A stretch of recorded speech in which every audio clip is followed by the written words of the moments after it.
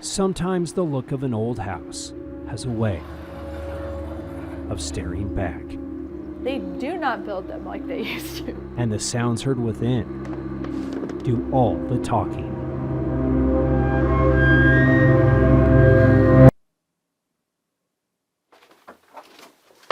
Usually it's just like things in my mind that'll like creep me out. Hair standing on end, goosebumps. Jake Cox doesn't believe his home is haunted. I'm an absolute skeptic. And yet this 123-year-old mansion might be trying to convince him ghosts exist. Playing with his mind. Plenty of times that I've heard footsteps on the third floor. Challenging his assumptions. Like a door slamming. And everyone was upstairs. There was no one else here. This is just spooky. His wife, Jackie, has felt an unsettling energy in the basement. This crawl space goes back indefinitely. And then there was that time in their attic recording studio. We were in bed at night and suddenly heard like a big loud crash. Like the microphone fell over and it's got a weighted base. Knocked down to the ground and then back underneath the table.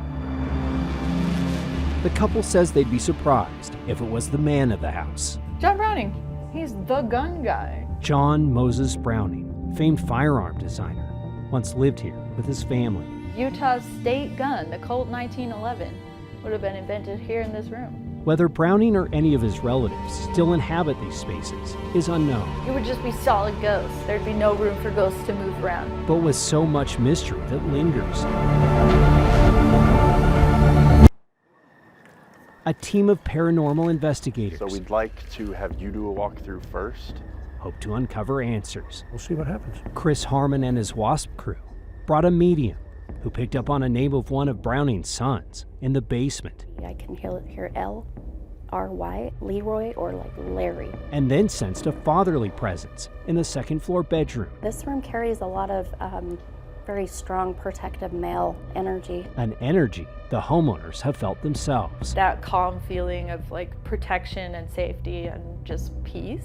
My team, let's go. As the investigators checked out the basement, they too found something. There we go, don't be shy. The structured light sensor camera, which detects forms in a field of projected light beams, mapped a figure. It's like almost excited for the light. It's pointing at it.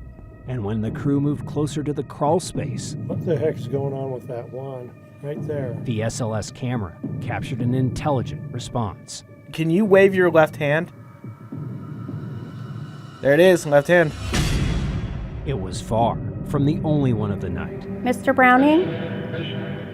In the master bedroom, investigators attempted to contact John Browning, This you have to touch it. and their devices suddenly went crazy.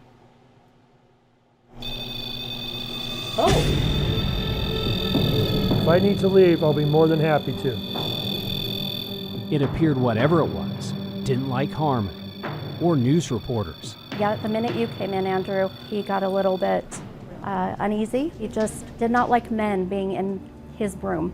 And it sounded like the presence even fired off a few warning shots. It's a gunshot. Yeah, That's what it sounds it's like. a gunshot. That's exactly what it is.